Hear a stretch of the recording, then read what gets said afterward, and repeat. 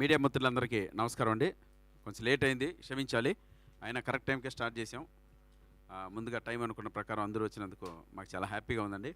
సతీ లీలావతి, మనం ఇంటర్మీడియట్ చదివే రోజుల్లో సతీ లీలావతి సినిమా కమల్ హాసన్ గారిది ఎంత ఫేమస్సో, అందులో ఆయన డైలాగ్ డెలివరీ ఇప్పటికీ మనకు ఆ షార్ట్స్లో వస్తున్నప్పుడు ఎంత ఎంజాయ్ చేస్తామో, అది జీవితంలో మర్చిపోలేనటువంటి సినిమా అది ఎంటర్టైన్మెంట్ పరంగా.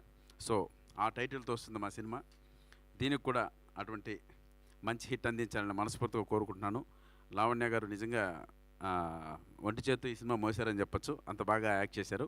ప్లస్ లావణ్య గారికి నాకు మధ్య వచ్చే ఆ కామెడీ సీన్స్ డెఫినెట్గా సినిమాలో మిమ్మల్ని అందరినీ ఎంటర్టైన్ చేస్తాం. సో ఫస్ట్ సినిమా డెబ్యూ అయినందుకు మా నాగమోహన్ గారికి, అన్నగారు వెల్కమ్. మీరు ఈ బ్యానర్ పైన మరిన్ని మంచి సినిమాలు తీయాలి. ఈ సినిమా కూడా మీ జీవితంలో మర్చిపోలేని సినిమాలను మనస్ఫూర్తిగా కోరుకుంటున్నాను.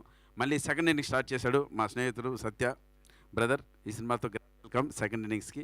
దీని తర్వాత 1 సినిమాలు చేస్తూ మంచి సినిమాలు చేయాలని మనస్ఫూర్తిగా కోరుకుంటున్నాను.